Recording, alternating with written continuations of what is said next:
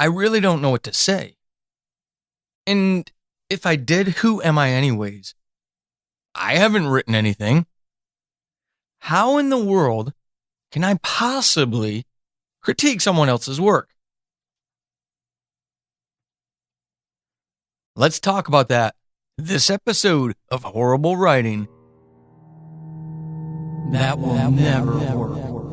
You can't push us. Seriously? Don't. Oh my God, that's really that's bad. You probably should find other hobbies. You ever learn how to spell? Stop. Be happy. Well, you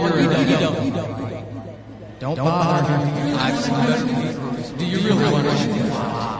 And my third grade, get up.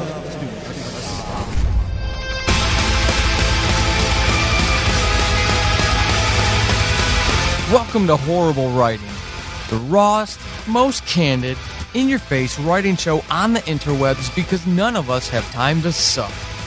Let's do this.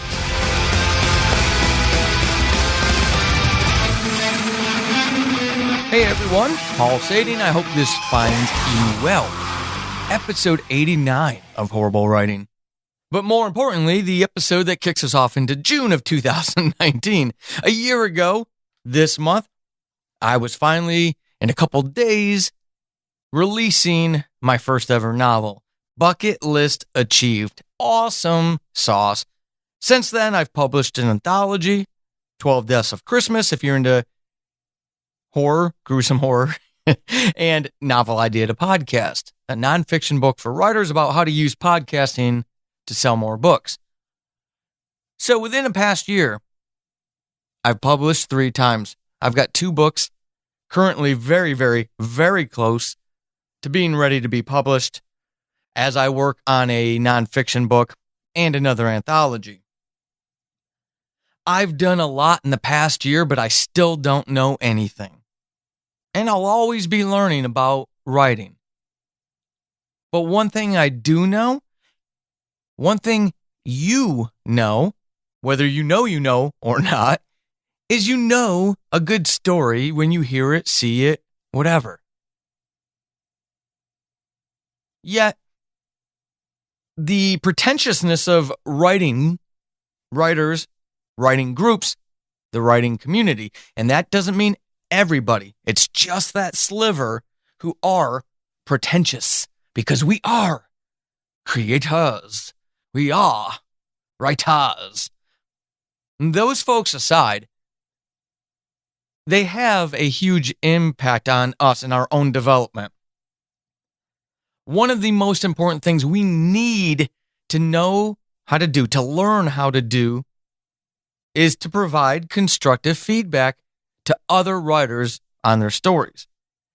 Now, the reasons we don't are as extensive as the people who, extensive and varied as the people who listen to this show, and those who don't know it exists, and shame on them. Everybody should know that it exists. We will never be able to really drill down to a focused conversation without doing a lot of dedicated episodes on this topic, and I don't know if I'm necessarily that excited to do that. One thing, there's a couple constants in my life when it comes to creative work, in terms of my feedback to other people. Those things are that I don't have a problem doing it. I quite enjoy it, in fact. I'm told that people are extremely appreciative of my feedback because it's unlike anybody else's. Though I don't mean that in the most extreme connotations, as if I have cornered the market on the most unique feedback ever. It's just the way I say it, the things I pick up on, etc. And beyond that is the fact that I see things that other people don't see. That neither here nor there, strength nor weakness, it is what it is. But I share it with you because this was brought on by a recent conversation over in the Horrible Writing Writer Support Group. So if you don't get on Facebook for any other reasons than to check with your writing networks. Make sure that you add us to your writing network. Come join us. If you're a writer, come join us of any form. Poetry, memoir, novel, novelists, audio dramatists. You, the writer, even if you don't feel like you deserve to be in the group, you do. And we want you to come along. But recently, one of our members, Ashley Franklin, so Ashley, thank you, was talking about editing their own stuff and how much more comfortable Ashley is doing that as opposed to making suggestions on another's work. And she qualified it essentially in a nutshell that, hey, until I do a lot more of this, I don't feel that I'm ready to critique someone else's work. And it was encouraging, as I expected from the Horrible Writing Group. It was encouraging that everybody jumped in and tried to help her move away from that mindset. And that's exactly what I would hope to see in that group and in all writing groups, to be honest. But this notion that we somehow have to be legitimized before we're allowed to be able to critique someone's work. And I don't mean externally, though it could also mean that. More in context of what Ashley shared in that conversation. Internal allowance. When I read the post, I interpreted it as Ashley not giving herself that internal allowance to say, hey, I'm legitimate enough to provide critique, feedback to other people on their writing. You are. Regardless of how long or how short you've been writing for, you have that allowance to provide another writer a critique on their work. You read. At least I hope you do. As a writer, you read.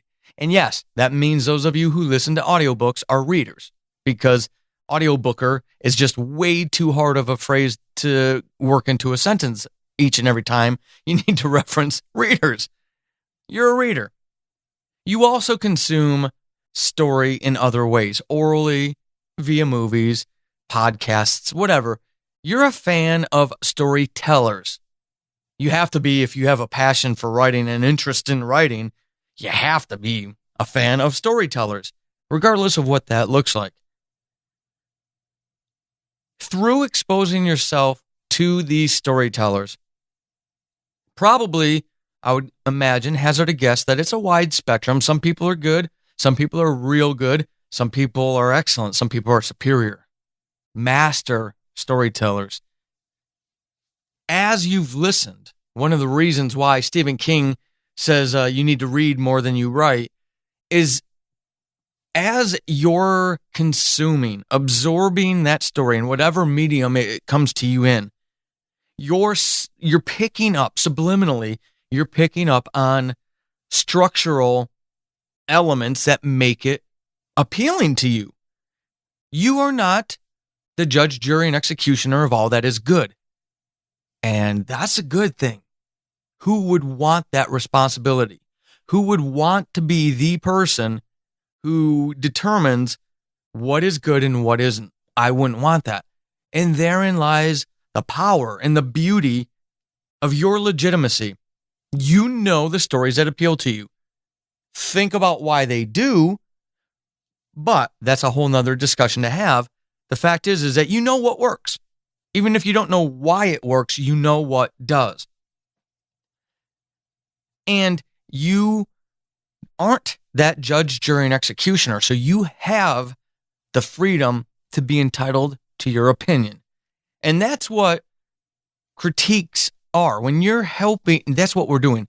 We're not critiquing, I mean, we are critiquing another writer, but we're not critiquing another writer. We're helping them. We aren't the agent who says, if you don't do this thing, I'm not going to represent you. We are not the publishing house that says, if you don't change this chapter, we're not buying the book. All you are is a peer, regardless of whether you're 20 or 70, you're a peer, and You're providing a perspective. It's your perspective. And as I've talked about a number of times on this show, the writer has a responsibility to get as many perspectives as they can, as many relevant perspectives as they can on their stories.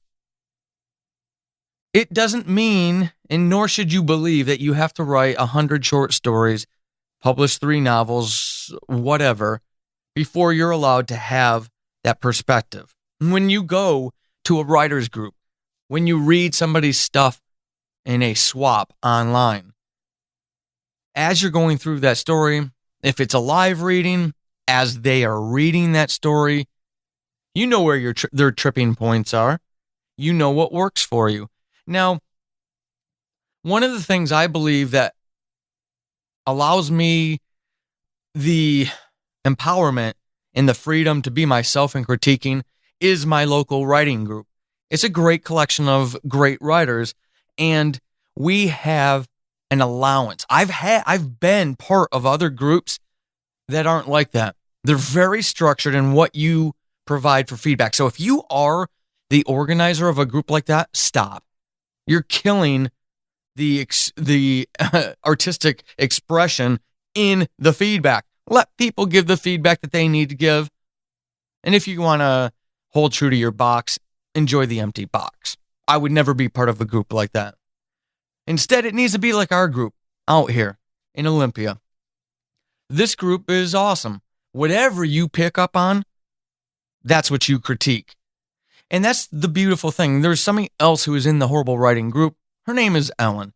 And we were in a recent writing together. And I made a couple observations on someone else's story. And Ellen kind of humorously slapped her pen down on her paper, her version of the story, or her copy of the story that the woman was reading. And she said, "Isn't it neat how we all pick up on different things?" Yes, it is. And what's doubly neat in our group is we don't spend any time with grammar and spelling and all that junk. That can always be fixed. What we really need to be spending that time on is story structure, story elements, right? And that's what we do. Again, another reason why I absolutely love that group. But it's in this context where the group is set up where I can be myself and provide those things. So, 1, you are legitimate. 2, because you know what a good story is, even if you don't know why, that will come with work, with study, with dedication, with practice, right? Those things will come. But you're already legitimate in providing other people your thoughts on their work. So let's get that to the side. Next big thing is finding those groups that give you that allowance. That sometimes you may need to make that or ask that question. What do you want for feedback? And some writers don't even know that. And that's okay. Give them what works for you, what jumps out at you. Help them on that learning curve. Bring them along more quickly, even if you're more advanced. You're not going to give them an 8-hour seminar on plotting. All you're doing is at your level to what you interpret their level to be, giving them what you see in a story. Finding those groups that allow that to happen. And then the last tactic that I would offer to you is to use an old supervisory trick, an old counseling trick that I learned many moons ago as a supervisor. Compliment sandwich. Do you know what the compliment sandwich is? I'm sure you do, and I'm sure you've heard it used on you, or you've used it on someone else. When you need to provide some feedback for people, you have a candid point of criticism that you need to communicate to them.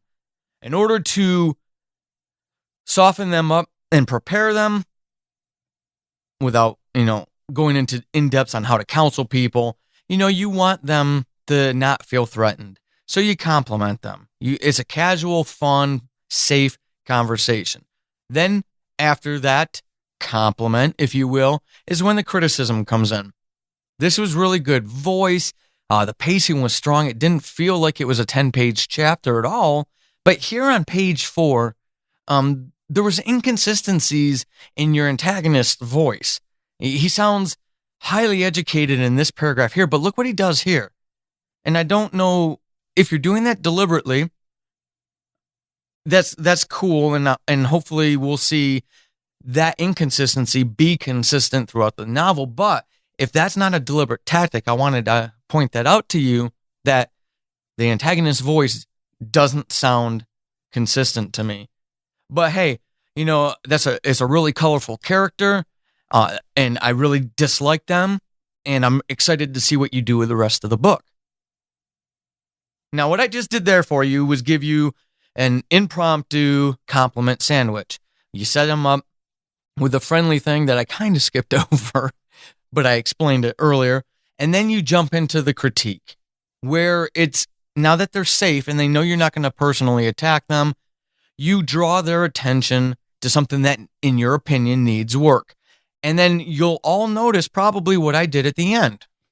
After I gave them this criticism, constructive criticism, I wrapped it up with another compliment about how much I disliked their antagonist in a good way, right? Consistent with a story. You want the antagonist to serve the role of antagonist. And that I was excited to see what they were going to do with the rest of the story. So, compliment sandwich. Piece of bread is a compliment. The meat in the middle is a criticism. And that other bottom piece of bread is another compliment. You bring them in safe. You give them something they can work with. You don't just give them garbage. And then you take them out with another compliment. Work that into your critiques from now on. Anytime that you go to a critique group or you swap critiques online, try that. Give them if you do it online, give them some compliments at the top of the first page. Go through where you're pointing out things, your criticisms, and then end it with a nice little footnote at the bottom about what you enjoyed about it. It's not another time. Sure, it may need a lot of work. That's not the time to tell them that. Let them absorb the criticisms that you gave them. Make sure they're constructive, and then wrap it up with that compliment at the end. I think if everybody finds themselves practicing this in all of the feedback that they give, it'll be much more productive of a feedback session. You'll feel better. And again, if you keep those things in mind while practicing it, that you are legitimate, that you do know a good story when you see it, that it's just your opinion. You're not judge, jury, and arbiter of all that is good, bad, ugly, and indifferent. You're not. That gives you so much freedom. It takes the albatross off of your neck so that you can just do the best servitude toward that other writer that you can. I hope you all find that helpful. We're coming up on episode 100 in 11 weeks. It's almost 3 months from now. Why am I saying it? Numerically, that's why. Just because I realize next episode will be episode 90. Some of you have stuck the entire way through. You're absolutely awesome. I can't wait to celebrate it. It's been a lot of fun, and I'm going to bring on some folks to have them share where they are now. And if you've been on the show before, you got an email a few months ago from me what I was looking for. So make sure you go look for that. Reach out to me again if you want to make sure that you're part of that. Otherwise, I'm just going to talk and talk and talk. And we all don't need that necessarily. Come over onto Facebook and join us at the Horrible Writing Writer Support Group. It's a network. It's a supportive network where we can find other writers like ourselves of all ranges of experience and expertise, all the way down to the complete neophyte. Join us. It's friendly.